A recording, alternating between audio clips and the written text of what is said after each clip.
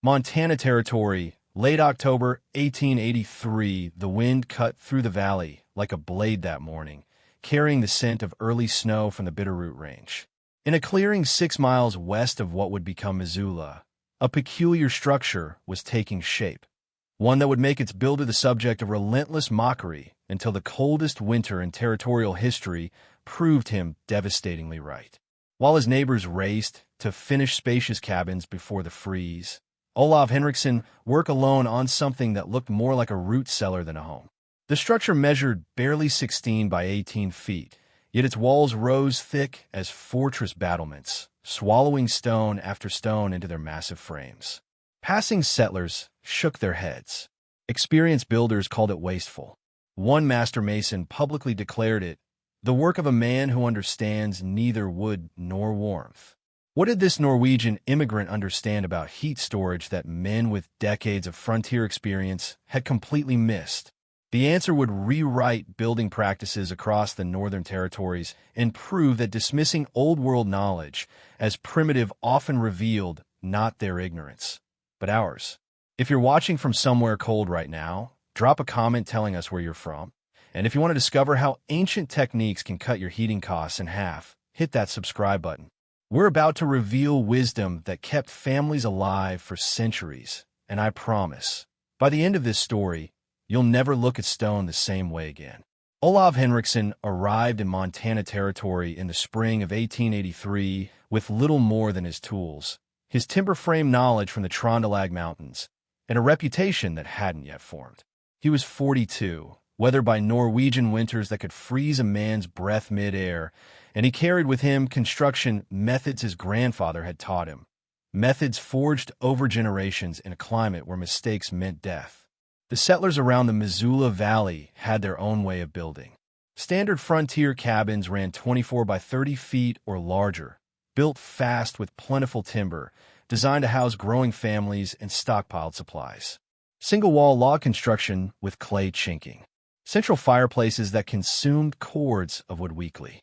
Large windows to let in precious daylight during the short winter days. It was the American way, spacious, bright, built for expansion.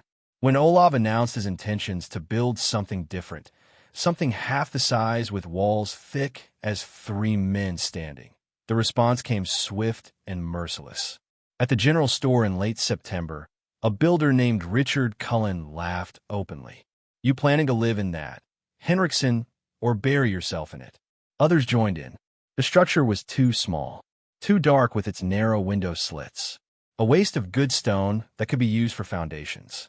A Norwegian ice cave, someone called it, and the name stuck. But Olav had seen cabins like theirs before, in valleys where winters were mild, where firewood was cheap, where survival didn't depend on holding every single degree of warmth through 16-hour nights at 40 below. He'd also seen men freeze 20 feet from roaring fires in poorly designed shelters. He knew something they didn't. That size meant nothing if heat bled away faster than you could generate it. That brightness was worthless if you burned through your winter wood supply by January.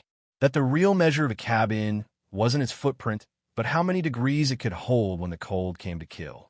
So he kept building, stone by stone, while the valley prepared to teach him a lesson he'd supposedly never learned. The foundation went down first. River stone laid 3 feet deep, wider than any cabin foundation the valley had seen. Olav selected each stone personally from the creek bed 2 miles east, rejecting granite in favor of sandstone and limestone, rocks that held heat like a miser holds gold. He piled them in categories: dense limestone for the firebox core, rough sandstone for the mass walls, smooth river stones for the outer shell. The walls rose slowly, 18 inches thick at every point. Not the typical single row of chinked logs, but a double wall system with a stone and clay core sandwiched between inner and outer log faces. Every fourth course, he embedded flat stones that projected 8 inches into the cabin's interior, creating thermal shells that would radiate warmth long after flames died. The neighbors watched with grim amusement as he lifted rock after rock into place, for 1,200 pounds of stone by the time the walls topped out, enough to build 3 standard chimneys. But the real innovation sat in the northeast corner. a firebox unlike anything the American builders recognized. Instead of a central hearth or a standard fireplace, Olav built what his grandfather called a grundmur, a ground mass stove. The firebox itself measured only 14 inches wide and 30 inches tall, absurdly small by frontier standards. But it was surrounded by stone on 5 sides, and that stone extended in thick veins through all 4 walls of the cabin like a circulatory system, turning the entire structure into a single massive heat battery. The physics were simple, though the Americans didn't see it. Fire releases energy as heat. Wood burns fast and hot, releasing that energy in minutes. But stone absorbs heat slowly and releases it slowly. Thermal mass acting as a buffer between combustion and cold. A standard fireplace sends most of its heat straight up the chimney and out into the Montana sky. Olav's design trapped heat in thousands of pounds of stone, which would radiate warmth inward for 8 to 12 hours after the fire died. One small, hot fire morning and evening could keep the cabin comfortable through the entire day and night cycle. He cut only 2 small windows, each 12 by 18 inches, positioned to let in light without bleeding heat. The door was double-layered with a clay-packed gap between. The roof used sod over split logs, another insulation layer the Americans dismissed as primitive. Every design choice served a single purpose: trap heat, store heat, release heat slowly. By late October, as the first snows dusted the peaks, the cabin stood complete. Dark, cramped, and buried under enough stone to build a small fort. Richard Cullen walked past one afternoon, shook his head, and said to his apprentice, "That Norwegian's gonna freeze in his own tomb." Richard Cullen wasn't just talk. He'd built 47 structures across Montana and Idaho territories, homes, barns, meeting halls, and carried a reputation for solid American craftsmanship. When he stood in front of Olav's completed cabin in early November, flanked by 3 other experienced builders, his assessment carried weight. "This is negligent construction," Cullen announced loud enough for the growing crowd to hear. He pointed at the narrow windows. "Insufficient light will lead to melancholy and sickness." He rapped his knuckles against the thick wall. "Excessive stone makes it impossible to warm. Heat rises, you need volume and height, not mass." He peered through the door at the tiny firebox. That stove couldn't warm a chicken coop, let alone keep a man alive through a real Montana winter. Another builder, James Pritchard, chimed in with technical objections. "The ventilation is all wrong. You'll suffocate or poison yourself with smoke." He shook his head gravely. "I've built through 5 winters here, Henriksen. This design fights every principle of frontier survival." The settlers gathered outside agreed. Some felt genuine concern. Olav seemed like a decent man headed for disaster. Others enjoyed the spectacle. Margaret Sullivan, who'd recently completed a fine 28 by 30 cabin with her husband, spoke for many when she said, "It's a shame to waste good materials on stubbornness." Then Cullen made it formal. In front of 17 witnesses on November 8th, he offered Olav a public wager. "You'll abandon this stone coffin before January ends.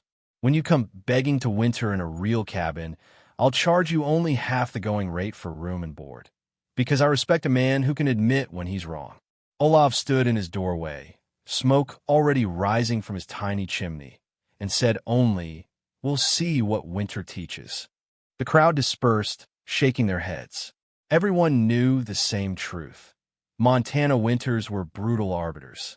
They exposed every weakness in construction, every miscalculation in design. A man could have all the old country theories he wanted, but if his cabin couldn't hold heat when the mercury dropped, theory meant nothing. The territory was about to deliver its verdict. We're halfway through this story, and the test is coming. If you're hooked, smash that like button and subscribe, because what happens next will change everything you think you know about heating a home. Drop a comment.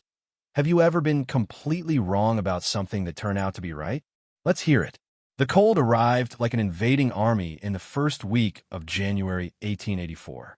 Not the familiar Montana cold that settlers had weathered before, but something deeper, a polar outbreak that meteorological records would later confirm as the most severe freeze in territorial history.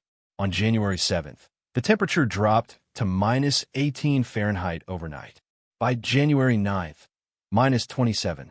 On January 11th, the mercury in Richard Cullen's thermometer sank to minus 38 degrees Fahrenheit and stayed there. For 11 consecutive days, the valley locked under air, so cold it turned breath to ice crystals before they hit the ground. Wood piles that had seemed generous in October shrank with terrifying speed. The Sullivans burned through half a cord in 3 days just to keep their large cabin at 45 degrees. Families huddled within 5 feet of roaring fires, wearing every layer they owned, watching frost creep across the inner walls despite flames consuming log after log. Richard Cullen's own well-built cabin, 26 by 30 feet, tight construction, good stone fireplace, required fire around the clock. He and his 2 sons worked in shifts, one man feeding wood, another splitting, the third trying to sleep in a side room that never rose above freezing. His wife stuffed rags around the window frames as ice formed on the inside of the glass. On the morning of January 14th, Cullen measured the indoor temperature 6 feet from the fire, 38 degrees Fahrenheit. Neighbors checked on each other during brief afternoon thaws, sharing wood, concern, and growing desperation. Several families combined households, cramming into single cabins to pool resources and body heat. The cold was winning. It consumed wood faster than men could cut it, pulled heat through walls no matter how frantically fires burned.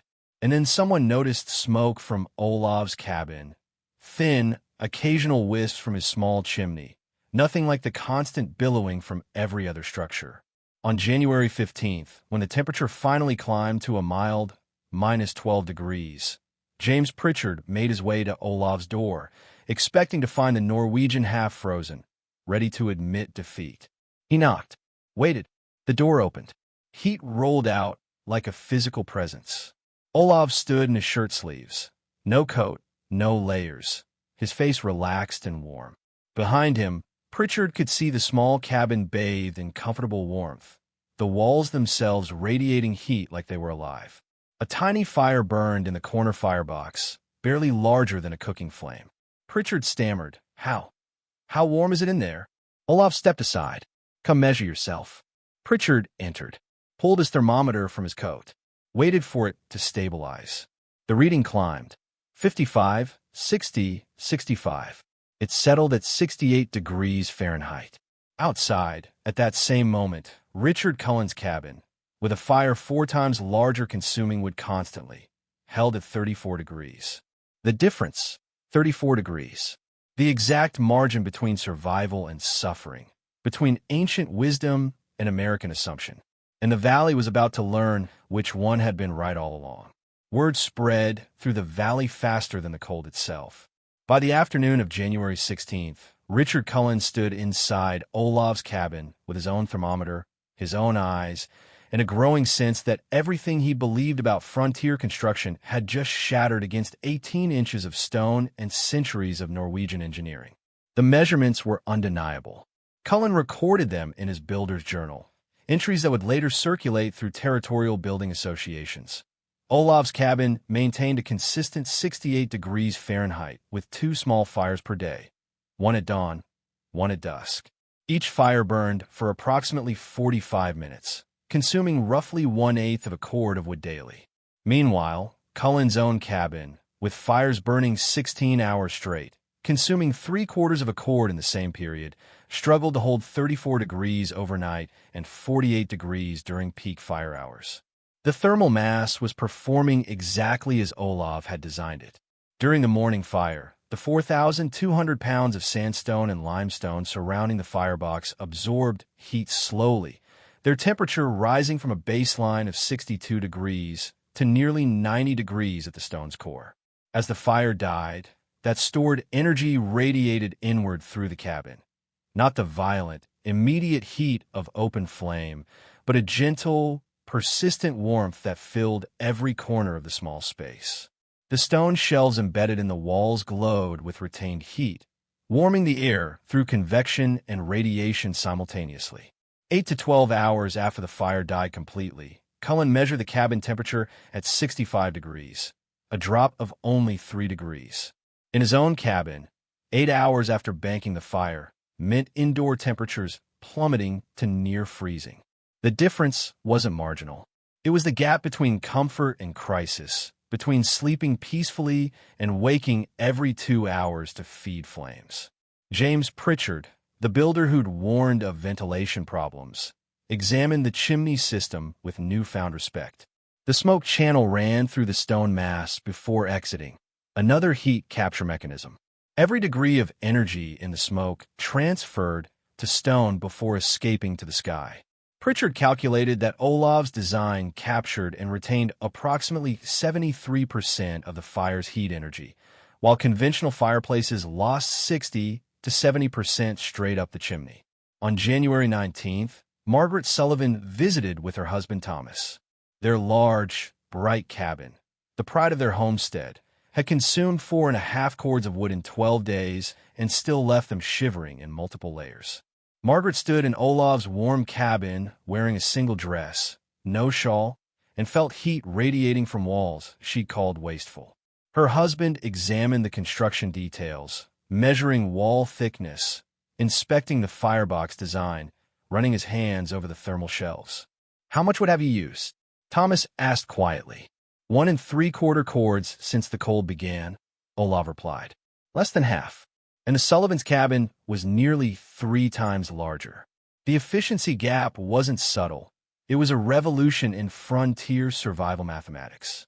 Every family in the valley was calculating the same brutal equation: wood burned versus warmth retained, effort expended versus comfort achieved, American assumptions versus old-world knowledge tested by the coldest winter in living memory.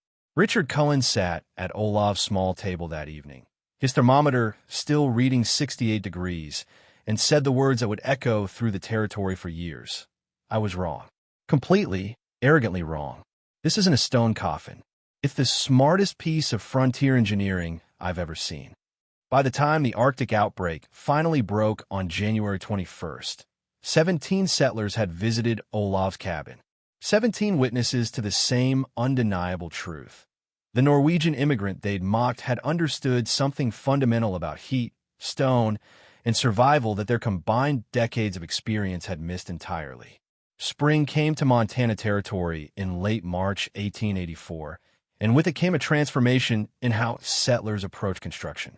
The cold had been a teacher, and the lesson had cost them dearly: depleted woodpiles, frozen livestock, and the humbling realization that their modern building methods have been systematically wasteful. Olav Henriksen became the most sought-after consultant in the region. By May, 23 families within 80 miles had requested his guidance. He didn't charge for the knowledge, considered it a neighbor's duty, but the gratitude came in other forms.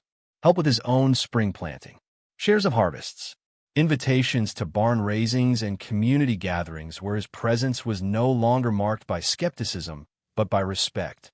The Henriksen design, as it became known, spread through the northern territories with the efficiency of proven innovation. Not every family could replicate the full thermal mass system. It required significant stone, considerable labor, and building skills beyond typical homesteading knowledge. But the principles infiltrated new construction everywhere. Thicker walls, smaller window openings, corner fireboxes with stone surrounds, thermal mass integration, heat retention over heat generation. Richard Cullen, to his credit, became one of the design's strongest advocates. He modified his own building practices, incorporating thermal mass principles into every new structure. In the fall of 1884, he supervised construction of a meeting hall in the growing town of Missoula that used Olav's corner stove design with radiating stone walls. The building became famous for its warmth and efficiency, requiring 1/3 the wood of comparable structures. The knowledge had deeper roots than anyone initially recognized. When Olav finally explained the origins, his grandfather's designs from the Trondelag Mountains of Norway, techniques refined over centuries in a climate where winter darkness lasted months and firewood was precious, the settlers understood they'd been dismissing not backwardness, but sophisticated engineering born from generations of survival necessity. The irony wasn't lost on the valley's more thoughtful residents. They'd come to Montana to build something new, to escape old-world constraints and create American solutions to frontier challenges. Yet the coldest winter in territorial history had proven that some knowledge doesn't age, doesn't become obsolete, doesn't get improved by ignoring it. Stone holds heat according to physics, not nationality. Thermal mass works the same whether calculated in Norwegian farmhouses or Montana cabins. And wisdom earned through centuries of freezing winters deserved respect, not mockery. By late 1885, 17 cabins within 50 miles had incorporated Olav's thermal mass principles.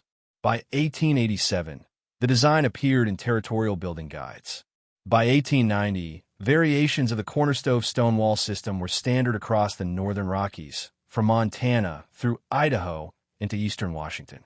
A technique dismissed as primitive in October 1883 had become recognized as superior engineering by the end of the decade. Olav Henriksen lived in a small, warm cabin until his death in 1907 at age 66. The structure itself stood for another 43 years, finally dismantled in 1950 when the land was cleared for development. But builders examining the cabin during demolition found the stone mass still intact, the firebox design still sound, the thermal principles still valid. Several stones were salvaged and incorporated into a historical marker near Missoula, a quiet monument to the immigrant who'd been laughed at until his engineering proved undeniable. The story carried a lesson that extended far beyond cabin construction.